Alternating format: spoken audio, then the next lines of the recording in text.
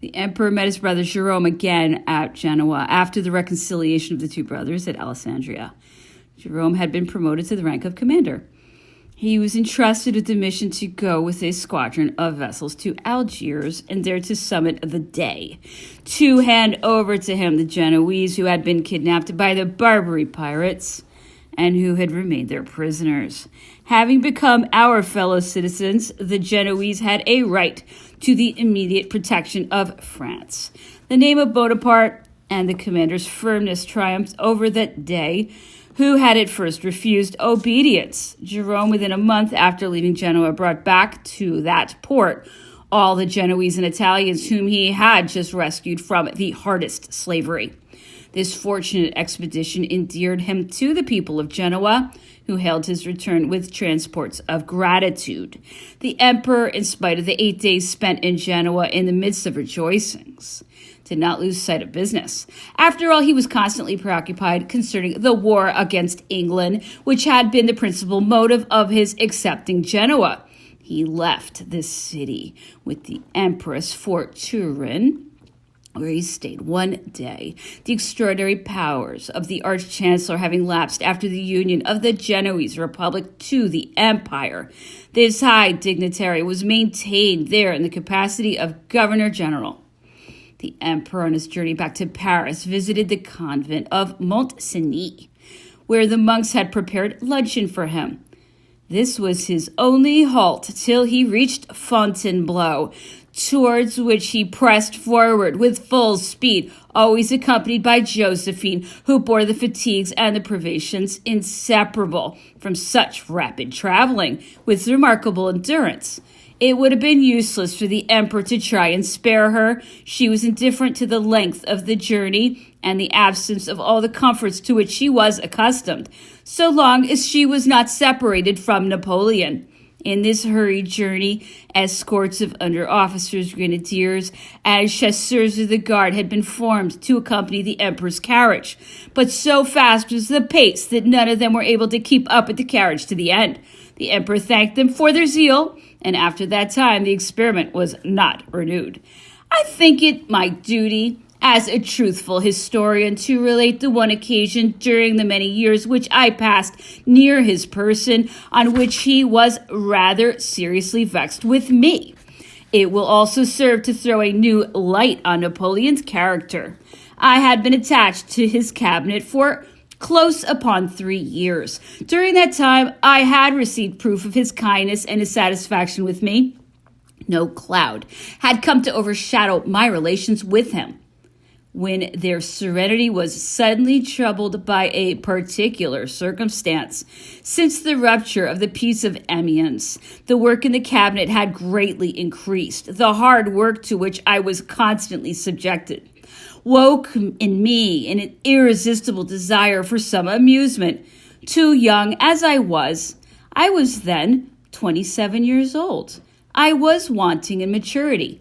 I had too little ambition and care for the future not to take advantage of the few hours of leisure which were left to me, and which I was able to snatch from the sedentary and monotonous life which I was leading.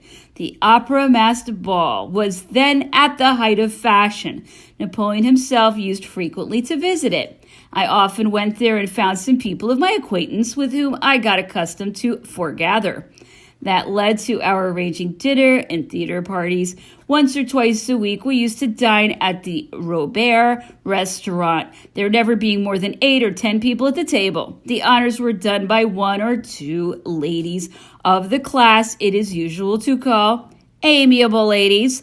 As fate would have it, most of the men I used to meet at these parties were not in the emperor's good graces. Amongst them was a former moderate conventional, his compatriot, and the friend of all his family, whom I had known for a long time.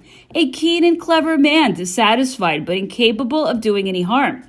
I obtained for him later on a place in the civil service, and he was appointed to a subprefecture in Piedmont. He conducted himself with so much skill and loyalty that the emperor, considering the place he occupied was beneath his merits, put him down for a prefecture.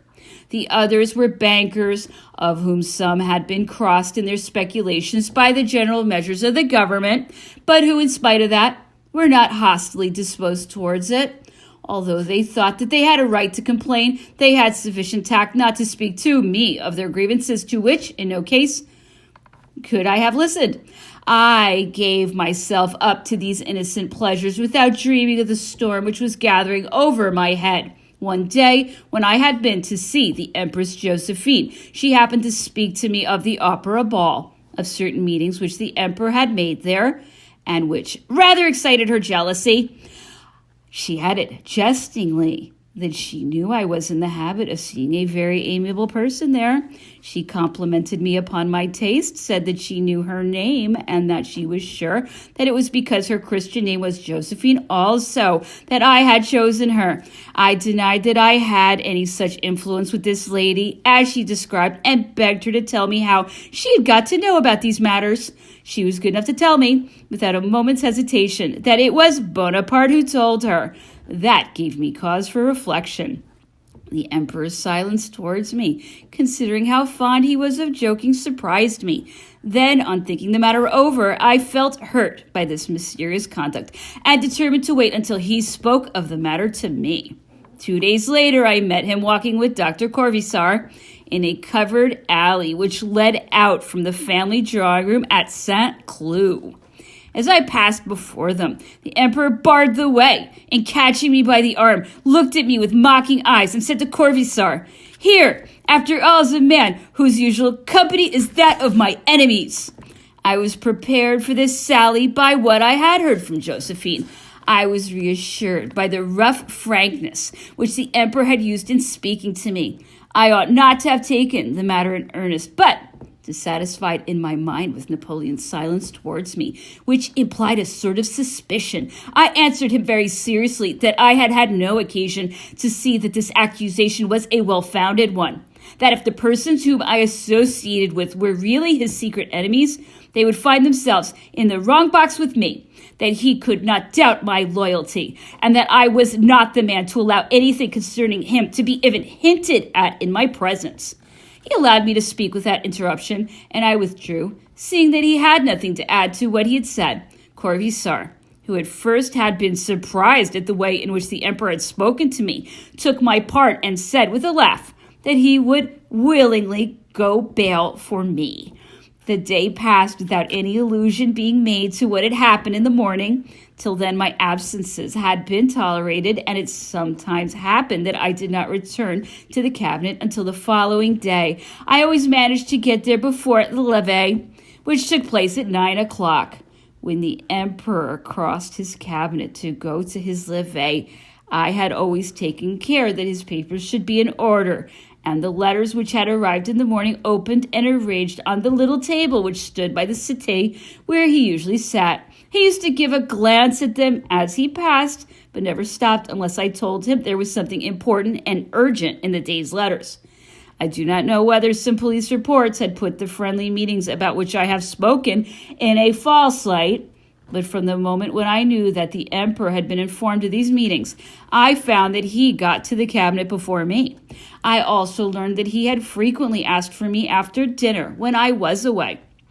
It looked as if he was trying to get together as many causes for complaint as possible, so as to have all the more right to burst out.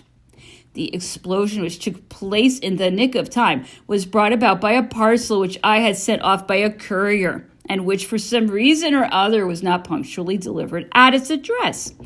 One day on my arrival at the cabinet, a huissier told me that the emperor had asked for me in an excited tone of voice. Just as the huissier was going away, the emperor made his appearance. He addressed me in a very animated way, and with an anger which seemed feigned rather than real, reproached me for my neglect of his cabinet, adding that I paid no attention at all, that I was constantly absent, that I absolutely neglected his affairs, and that an important dispatch had been lost by my fault. Then, without waiting to hear any explanation from me, he went out to call the courier and shouted out to him that all his anger could suggest on the subject. Then returning, he brusquely opened all the packets which were on his writing table. He told me that he did not wish me to open his letters in future, and that without having any doubts of my loyalty, he should not be able in future to trust himself to my vigilance. All this was said and done with so much volubility and precipitation that I was unable to get in a single word. I had never before seen him in such a state of excitement. After this scene, he went off to his levee and thence to breakfast, and did not show himself again. A few minutes before dinner time, I was summoned into the little drawing room which adjoined his cabinet, where I found him working with the Secretary of State. Napoleon rose on my entrance and approached me with a calm and composed air.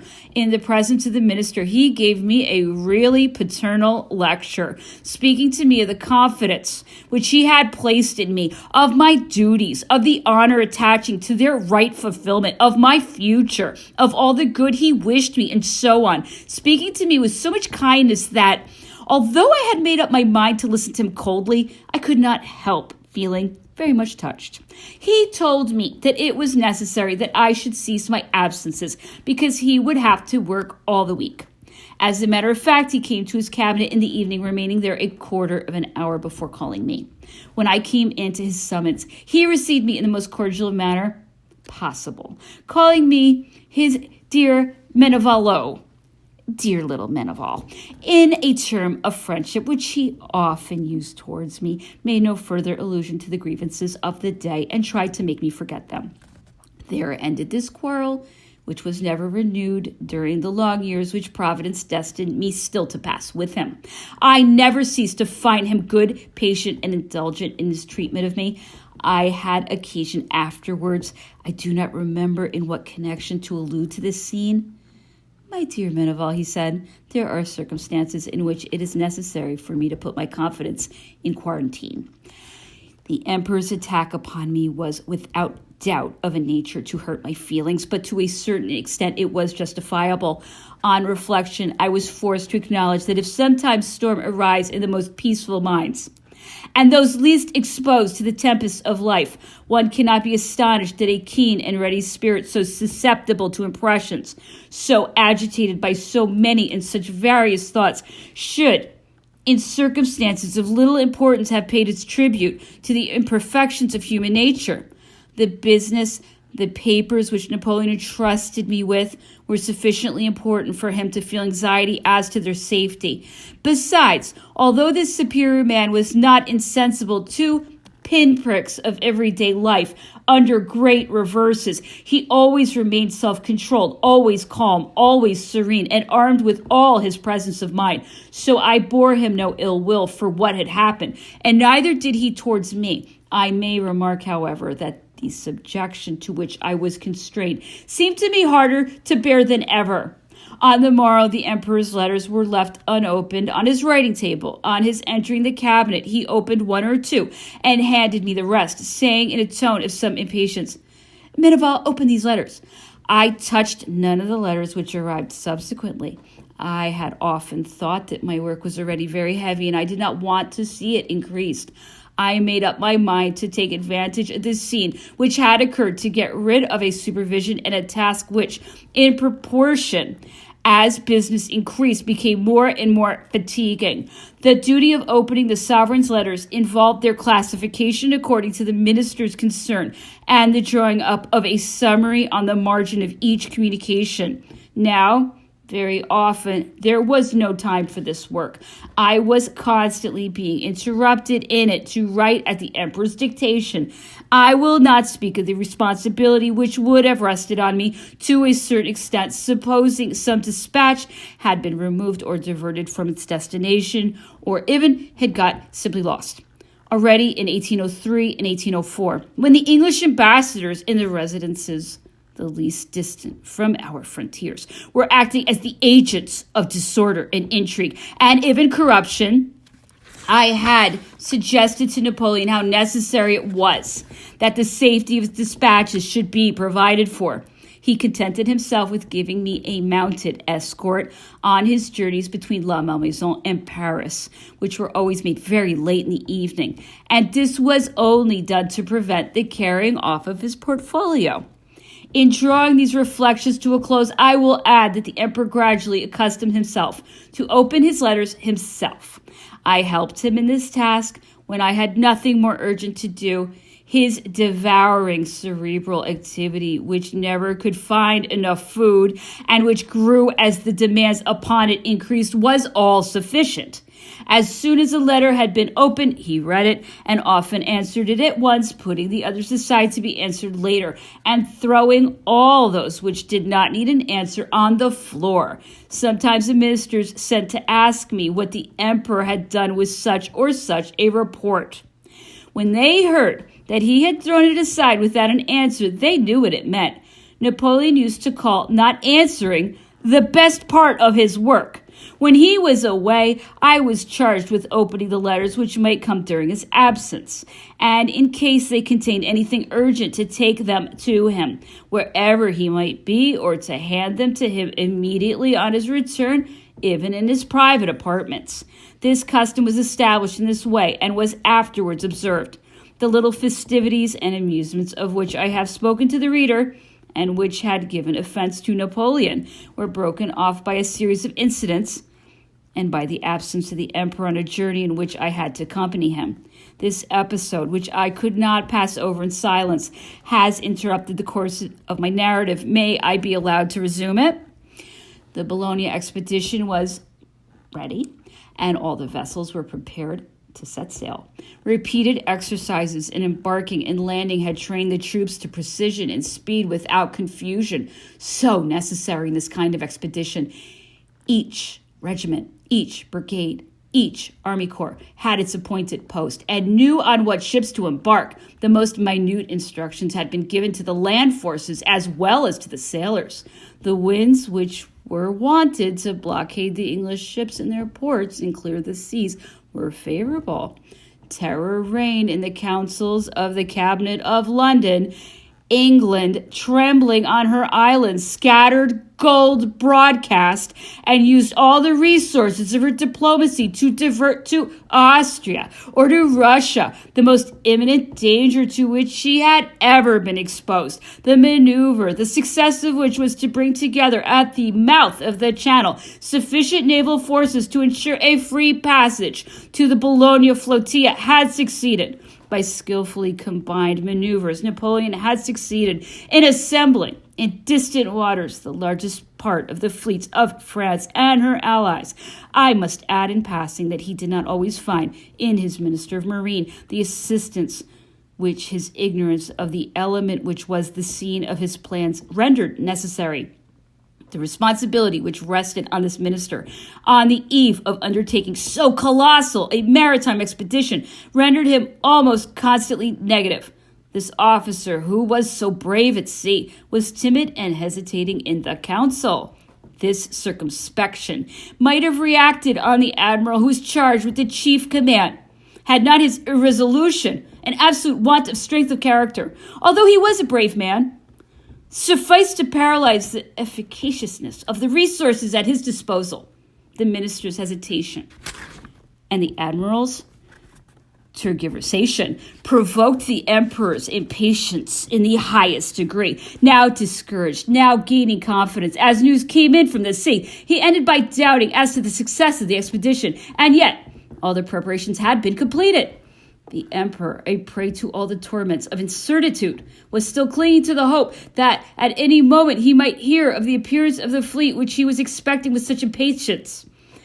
When he heard that his hopes were shattered by the news of Admiral Villeneuve's entry into Cadiz, where he was blockaded by superior forces, all illusion had then to be abandoned, and Napoleon had nothing else to think of than to prepare for the imminent continental war with which he was threatened by Austria. He determined, in consequence, to break up the camp at Bologna, faithful to his custom, to use his own expression, of always doing his work in two ways. He had given secret orders with the object indicated, without, however, making it apparent that he despaired of the success of the expedition, and finally had dictated to Monsieur de Talleyrand directions for the drawing up of his manifesto.